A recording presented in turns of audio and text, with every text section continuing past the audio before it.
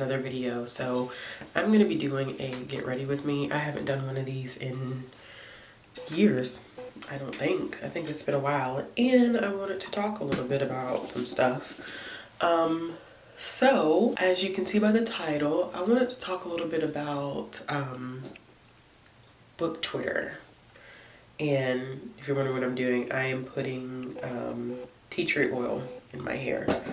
Because if you guys didn't know, which I'm sure quite a few of you guys do know, I have been transitioning my hair, and we are kind of no longer, well, there's still some relaxer in my hair, but not a lot.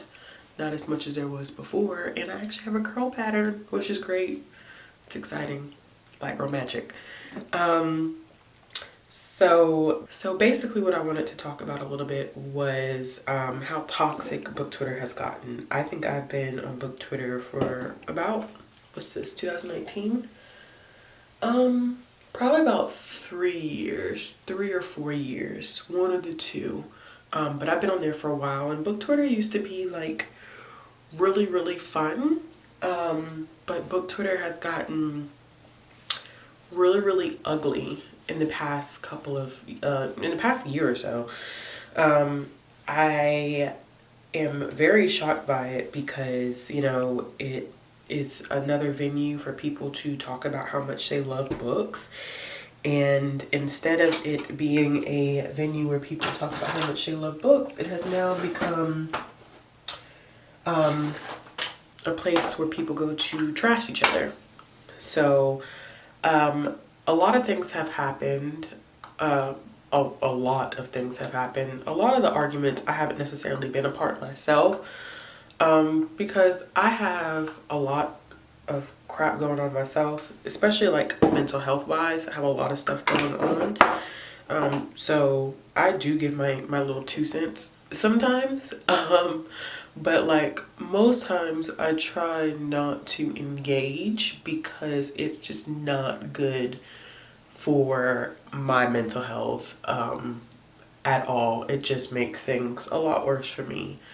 I have seen people attack others because of genres that they like. I've seen people attack others because of books that they enjoy, that people find problematic and people don't like. And you know, it's like, if you read this book and it's problematic and you enjoy it, then, you know, then you're a problematic individual. Well, specifically just starting there, and I really am, this is like kind of stream of consciousness, because I didn't script anything. I didn't write anything down. I just didn't feel the need to script anything because I wanted this to be as authentic as possible. Y'all, we all read problematic books. We all come from different life experiences. We all identify in different ways, whether that's in race, religion, political views, ethnicity, sexual identity, gender identity. Like, we're all different in that way. So our experiences really do play a role in how we dictate what is appropriate and what's not.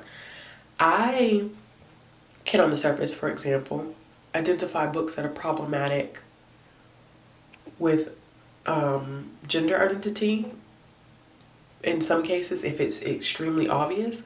But in other ways, I may not, because it's not my life experiences. I'm cisgendered.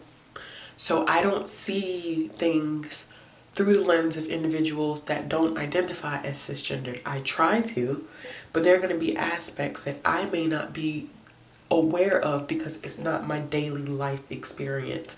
I don't expect non-Black people to always see what is culturally wrong with certain books that have Black characters when they don't live the experience of Black people. Now, if I tell you about it, you know, that's different, but, you know, I think it's just kind of harsh to, I think it's not kind of harsh, I think it's extremely harsh to pass judgment on an individual and call them, you know, different names, or call them trash people because of the fact that they read a book that you may not necessarily like. I just feel like book Twitter has become a place where people, you have to like what they like. And if you don't like what they like, then you're a problem. And last time I checked, we're in a free country. So no one should feel like if I don't like the same books as people, then, you know, people are gonna dislike me. That takes away the whole purpose of things like Book Twitter and BookTube, where we get on these platforms to discuss and talk about, you know, what we like and what we don't like and respect each other's opinions. But I feel like respect has completely gone out the door. Like, I mean, completely gone out the door. There were people name calling, people bullying. And it's not just, you know, like readers who are doing this. I have seen authors who are also engaging in it. And it is disappointing to see stuff. It's extremely disappointing to see authors who engage in the nonsense that occurs on book Twitter. As of, what's today's date? So I don't even know when this is going to go up. But like, for example, on yesterday, it's November 14th, you know, the whole incident with Sarah Dessen and how she felt like that college student was trashing her work. And, you know, I understand, like, you know, you should never talk about, Bree Hill made a really good point about this on her Instagram. You should never discuss or berate someone, like, for teen books for girls. Like, you shouldn't do that. There's nothing wrong with that, and it shouldn't be said in a condescending tone. And people shouldn't be looked down upon for their preferences of reading books about teen girls and their life experiences. However, in the same respect, I don't think that it was appropriate for Sarah Dessen to cut half of the article out and not give the full context of the story of why the young lady said what she said. And then I don't like that her literary friends, some of my favorite authors, which really pissed me off, were on Twitter talking about fuck that bitch, that raggedy ass bitch. And like, y'all, come on. Like, first of all, it was a lot of women doing that. And then what pissed me off even more is a lot of women of color doing that. And women of color authors that I highly respect and were very disappointed in, because not saying that you can't have your opinion, but you know, you have a platform. And Brie also made a good point on her Instagram story when she said this brings into context, like, you know, how much are we responsible for as content creators? Like, you know, we should have the ability to have our own opinions about things. Kind of pressure in my mouth. We should be able to discuss what we want to discuss, but you know, at what point does it become problematic, and at what point do we start to really send negative messages out there? Because when Sarah Dessen tweeted that stuff, and I went back and I looked at Twitter, and I'll post some of the screenshots. As a matter of fact, I'll move to the side so I post the screenshots right here. When I went back and looked at some of this, you know, at the conversation, like the way that Sarah Dessen, you know, translated that information allowed people to go and attack that young lady who made that statement. Like, that's dangerous. You don't do that. You know, you're essentially, in my eyes, I feel like that is condoning bullying. And for authors who write so much about equal treatment of people and fairness of people and all this stuff, like, I was very, very disappointed in that. I think Siobhan Vivian tweeted at her and said, fuck that bitch. And then Danielle Clayton and them and Tiffany Jackson got in there and they were like,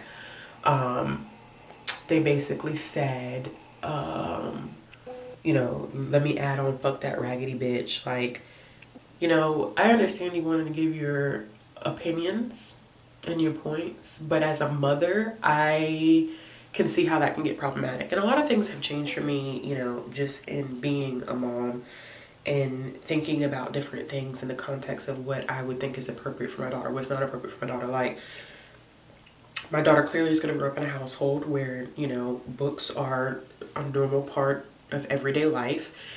And I just have a problem with, you know, if she's young and she's following these authors, like, what message are you sending her? You know, I understand, like I said, it's kind of an issue because like I stated in the beginning, it becomes a question of how much are we responsible for as content creators? How much are they responsible for as authors? Because I mean, that is problematic. You know, you probably have young women out there following you. And I'm not talking like my age. I'm talking about just like, you know, teens. And bullying is already an issue. Like, it's 10 times worse than it was when I was in school. Like, bullying is real nowadays, especially on the internet, because it just never ends. What type of message are you sending to these girls when you do stuff like allow your friends to call and condone, you know, your friends calling someone a raggedy ass bitch? Like, that's internet bullying. If you want to do that in your own space, if you want to do that in the presence of your friends in a private space, like whatever. But I think the more you become, the more you have a platform, I think it's time to start being mindful. And that's not the first time that Sarah Dessen has been on her platform and has done some weird, I don't know if it's crazy shit, but like weird stuff that just doesn't necessarily add up. She needs a damn publicist, to be honest with you. And I enjoy Sarah Dessen's stuff. Like, a lot of her stuff is very hard hitting, and I can understand why she got upset. But, you know, that's just crazy to me that it just went that far. And not just to continue to harp on the Sarah Dessen part. Y'all, if somebody knows how to do, like, eyebrows, teach me, because I'm trash at it. I'm awful at it. But I've seen some other book Twitter stuff where, like, I've seen somebody get called the N-word. Like, what? Listen, that's a problem. You don't run around calling anybody no N-word. Because I'll tell you right now, had I been in, and I talked to this person, and I talked to a couple other people when it happened, I will drag your ass. Like, and I think people don't realize too, like, we have to be mindful of the conversations that we're having with each other, because you don't know what these people are like in person. You know, you don't know. Me, like, I'm a very sweet person. I'm very nice. I'm very chill. I'm very laid back. I like to have fun. But don't disrespect me, because I ain't grew up like that. Okay? I grew up fighting. So, I don't do that. And I told somebody, I said, you know, certain things need, you know, certain comments need to be reevaluated, because what happens if you see these people like at a conference or an event? How you know they won't drag your ass there? But yeah, people getting called the N-word and stuff like that, like, I just feel like book Twitter has gone from being a place where we can talk about books and enjoy books to a place now where it's a constant battle. I've seen conversations, two other things that I constantly see on Twitter. It's big booktuber versus small booktuber. Like, y'all, that shit is old, honestly.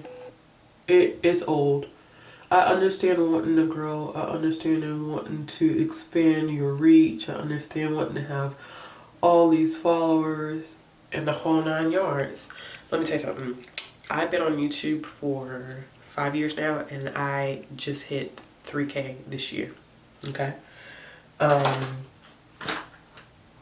I don't do it for this. I don't want to say I don't do it for the, I do my content for my subscribers, the people who have followed this channel and continue to follow this channel. Yes, I do that. But I don't make content to get people to follow me. I am a part of the book community because of the fact that it is a release for me. It is something that I enjoy. It is a way to keep my mental health balanced, y'all. Really. I have a lot of mental health issues. a whole lot that I don't openly discuss all the time. But reading is my balance. That's my safe spot. That's my coping mechanism. When I was in, therapy, and I need to go back. I need to find a new therapist. When I was in therapy, like, we talk a lot about coping skills and what you use to cope, and reading is my coping skill, and talking about books with other readers, like, that makes me happy. So for me, like, the conversation of big booktuber versus small booktuber, and I know the conversation really happened when Christine Riccio made a whole video about why she hates reading vlogs, and then turned around and made a reading vlog, which makes damn sense to me, but whatever floats your boat. I mean, really, honestly, she got y'all to watch her shit. Let's be for real. Like, if that was a way to make sure that she keeps y'all watching, that was a fire ass way to do it. Because she made a controversial video, then turned around and did the very thing that she said that she hated, and y'all still watch her content. I mean, low-key, it was ingenious, if you want to be perfectly honest. But with that being said, when that happened, it was a huge fallout on Twitter about big booktubers versus small booktubers, and how big booktubers can be disrespectful and all that stuff. And it's like, y'all, like I said in my booktube and its lack of diversity video, this video was shot about 4 years ago, I think. Probably, it's my most viewed video on this channel, and I'm gonna say it again. Y'all, we read books. Like, seriously, we do. We read books, if y'all didn't know. And in us reading books, we do something that most of the human population does not do.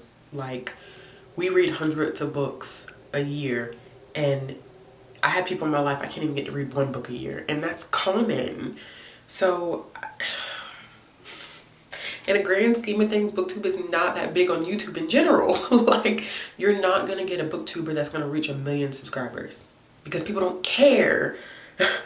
It's a very niche hobby. It is super niche, and it's just like, when we keep fighting about subscriber count, I just think that's stupid. Do it because you love to do it, and I promise you the people will come. People will support you. But if you're making content just for subscribers, it's not authentic. It's not authentic. Like I said, I understand wanting to grow, but at what expense? And then, like, in tune with people wanting to get subscribers, people, and I've joked about it too, so I'm not gonna count myself out of this, but people stuck on view count. Y'all, some videos are gonna do good, some videos are gonna do bad. It's an algorithm, okay? Like, you can't win with an algorithm. Like, it's just not. Like, some videos are gonna do amazing, and some videos are just gonna do trash. It takes, even with 3,000 subscribers, my videos take a little while to hit even a 300 view mark. It takes a while. It could take a week. A video may not break 300 for me for a week. And there's some people who put videos up and they hit thousands within a couple of hours. It's just the way of the world. Like, who cares? It's not that big of a deal. It's not. And like, people are like, well, my video flopped, and y'all are amazing people, okay? I will always say that, because I think that bookish people who can understand the beauty of stepping into another world through words, are amazing individuals. I really do. But we've got to stop berating ourselves. Like, stop putting ourselves down because, we put a video up and it only got 50 views. I love doing reviews. My reviews get trash views, okay? Like, I can do a review, or I can do like a manga first impressions, and it get max like 100 views, 150 views. But guess what? I don't stop filming them. I don't stop filming them because I love filming them, because it's something that I love doing, and there are 100 people out there who like reviews. So why stop doing something because it didn't get 1,000 reviews when I put it up, or 1,000 views when I put it up? I just, you know, we can do better. We can do better than that. And, you know, the discussions that happen on book Twitter, they're just toxic. They're degrading to ourselves, and I feel like a lot of times they're, you know, degrading to others. I just wish that book Twitter would become a community where we can voice our opinions and agree to disagree, instead of voicing our opinions and then it's like, let's attack this person because their views are different. Like, I just don't feel like that's okay. And when we think about the diversity of books are also diverse in thoughts and opinions and feelings, and I feel like the same thing that should be done over the course of Twitter, but I don't know. So a lot of times now you don't find me as much on book Twitter because it's so toxic, and I need positive energy around myself and my child, so I don't engage as much anymore. But I hope that one day it'll get better. I hope that one day people will see that, you know, even book Twitter or being on YouTube is just, it's not the end all be all. It doesn't define who you are as a person. And I think a lot of people are starting to let that happen, and that's not okay. So, I don't know. But that's it for my crazy thoughts. I have stuff that I need to get done, including finishing a vlog. But I hope that makes sense. I just needed to do a stream of consciousness rambling type of thoughts thing to kind of get all my feelings out, because I saw so much of this crap going on when I was cleaning up this morning, and it was just really awful to see. But anyway, if you like this video, give it a thumbs up. If you want to see more content from me, click the subscribe button. And you can follow me on social media, all that be down in the description box below. Let me know your thoughts. Like, how do you feel about book Twitter? If you're a part of book Twitter, or have you left book Twitter, or have you decided not to join book Twitter because you've heard about how toxic it is? Let me know, and I'll be back with another video soon. Bye, y'all.